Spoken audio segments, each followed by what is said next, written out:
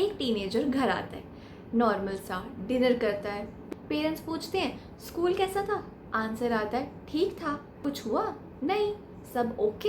हाँ। और बस कॉन्वर्सेशन ख़त्म। लेकिन उसी दिन शायद वही टीनेजर किसी ऑनलाइन फ्रेंड को चैट पे एक लंबा पैराग्राफ भेज रहा हो सकता है, या फिर किसी सीनियर को बता रहा हो सकता है कि आज स्कूल में क्या क्या हुआ, फिर किसी ऐसे इंसान से अपनी फीलिंग्स शेयर कर रहा होता है जो इंसान उसे जानता तक नहीं है। एंड पेरेंट्स के लिए ये थोड़ा कंफ्यूजिंग हो सकता है, हम तो उसके पेरेंट्स हैं तो हमसे क्यों नहीं बात करी। और शायद इस वीडियो का आंसर यही है। कभी कभी टीनेजर्स स्ट्रेंजर्स को इसीलिए चूज़ नहीं करते कि पेरेंट्स इंपॉर्टेंट नहीं है, बल्कि आंसर इसका उल्टा हो सकता है। पेरेंट्स इतने इंपॉर्टेंट होते हैं कि बच्चे को उनसे बात करने में डिफ़िकल्टी फील हो सकती है। हमारी खुद की एग्जांपल ले लेते हैं। अगर हम ही किसी को अपना एम्बैरेसिंग मोमेंट बता रहे हैं तो हमारे दिमाग में तो यही आएगा ना कि कल तो मैंने फिर से इस इंसान से मिलना है, कल तो इसको फिर याद आ जाएगा कि मैंने इसको क्या बताया था, ये मुझे जानते भी हैं, क्या पता मुझे जज भी कर, इन्हें मुझसे एक्सपेक्टेशंस हैं, डिसअपॉइंट हो गए तो। वहीं पे स्ट्रेंजर के साथ एक डिस्टेंस होती है। कभी कभी हम खुद भी तो स्ट्रेंजर्स के साथ कितने ईजिली बात कर लेते हैं, हमें कोई प्रेशर फील नहीं होता कि यार ये क्या सोचेगा मेरे बारे में। एंड वो डिस्टेंस वियर्डली सेफ फील होती है। Same goes to the teenager. Teenager सोचता है ये सीनियर या फिर ये स्ट्रेंजर ऑनलाइन फ्रेंड ये मुझे जज नहीं करेगा बिकॉज मुझे जानते ही नहीं है। इनके पास ऑलरेडी मेरी कोई इमेज नहीं है जो मुझे प्रोटेक्ट करनी है, मैं इन्हें बता सकता हूँ। उस टाइम पे उस मोमेंट में टीनेजर जो फील कर रहा होता है वो एक्सप्रेस कर देता है। दूसरा इंसान सिर्फ सुन रहा होता है एंड टीनेजर को उस टाइम पे वही चाहिए होता है कि कोई सुन ले बिना जजमेंट के। एंड इसका कहीं से भी ये मतलब नहीं आता कि पेरेंट्स अपने बच्चे की केयर नहीं करते हैं या वो सुनते नहीं हैं। Genuinely they do. Most parents genuinely care. लेकिन पेरेंट इतनी परवाह करते हैं कि बच्चा भी आधी ही बात में होता है एंड पेरेंट ऑलरेडी सोल्यूशन ढूंढ रहा होता है। अच्छा अब इसने ये चीज़ बोली है, मे बी इसको इस चीज़ की परेशानी होगी तो मैं इसको ये ला के दे देता हूँ।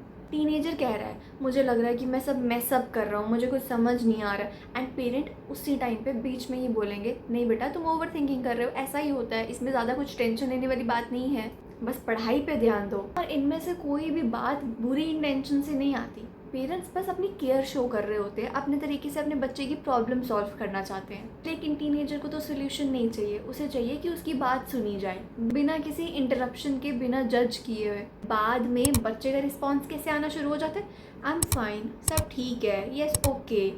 क्योंकि उन्हें लगता है कि अब पूरी बात बताने का फ़ायदा ही क्या है जब मेरी बात बीच में ही रोक दी जाती है। एक और रीज़न हो सकता है जहाँ पे टीनेजर पेरेंट्स को ना बता के स्ट्रेंजर्स को बता रहा है। They don't want to disappoint the parents. वो नहीं चाहते कि हम ये कुछ बताकर अपने पेरेंट्स को खुद पे डिसअपॉइंट फील करवाएं। मम्मी टेंशन ले लेगी, पापा को बुरा लगेगा, उन्हें लगेगा मैं गलत डायरेक्शन में जा रहा हूँ। और ये पॉइंट्स पेरेंट्स के अगेंस्ट नहीं है, ये बताते हैं कि पेरेंट्स का बच्चे के साथ रिलेशन कितना इंपॉर्टेंट है, कि बच्चा नहीं चाहता कि पेरेंट्स परेशान हों उनकी वजह से। क्योंकि जिस इंसान का ओपिनियन मैटर नहीं करता उसको डिसअपॉइंट करने में हमें झिझक भी तो नहीं होती, लेकिन पेरेंट्स का टाइम होती है। पेरेंट्स के लिए हम सोचते हैं कि नहीं, डिसअपॉइंट नहीं करना है पेरेंट्स को। टीनेजर किसी फ्रेंड या स्ट्रेंजर को ये नहीं बोलते कि प्लीज़ पहले मेरी बात सुन लो, गुस्सा मत करना, प्लीज़ बुरा मत फील करना। बट पेरेंट्स के लिए उनके दिमाग में ये थॉट हमेशा आता है। Now what can parents do? अब सोल्यूशन क्या है इस चीज़ का? पहले तो ये तो बिल्कुल भी नहीं है कि तुम उस स्ट्रेंजर से बात क्यों कर रहे थे, तुमने दोस्त को क्यों बताया, हमसे क्या प्रॉब्लम है, हमें क्यों नहीं बताई। और फिर बात वहीं आकर रुक जाएगी कि बच्चे को लगेगा कि मैंने कुछ गलत किया है। Very first step a parent can do is कि बच्चे को पहले बोलने दीजिए, जो भी एक्सप्रेस कर रहा है उसे करने दीजिए, उसे बीच में मत काटिए कि नहीं नहीं तुम ज़्यादा सोच रहे हो, ओवर थिंकिंग कर रहे हो, अभी तो तुम्हारी पढ़ाई की उम्र है बेटा, तुम कहाँ दोस्तियों के चक्कर में घूम रहे हो। नहीं, बच्चे को एक्सप्रेस करने दीजिए जो वो कह रहा है। जब आप बस इतना कह देते ना, चलो ठीक है तुम बताओ, मैं सुन रही हूँ या मैं सुन रहा हूँ, बच्चे के लिए वही सबसे बड़ी चीज़ है कि मेरी बात सुनी जा रही है।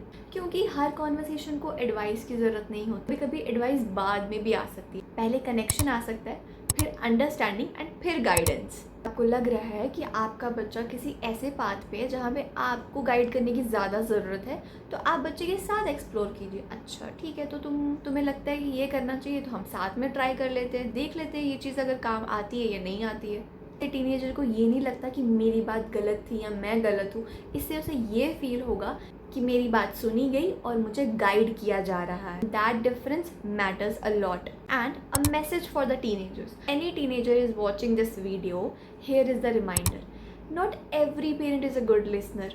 कभी वो जल्दी रिएक्ट कर देते हैं, कभी एडवाइस ज़्यादा दे देते हैं, कभी आपकी बात को अपने एक्सपीरियंस के थ्रू समझने की कोशिश करेंगे और वैसे ही रिएक्ट करेंगे। कभी उन्हें भी ये सीखना पड़ता है कि बच्चे को हमारी एडवाइस से ज़्यादा हमारी प्रेजेंस की ज़रूरत है। एंड आप एक सिंपल लाइन से अपनी कॉन्वर्सेशन स्टार्ट कर सकते हैं।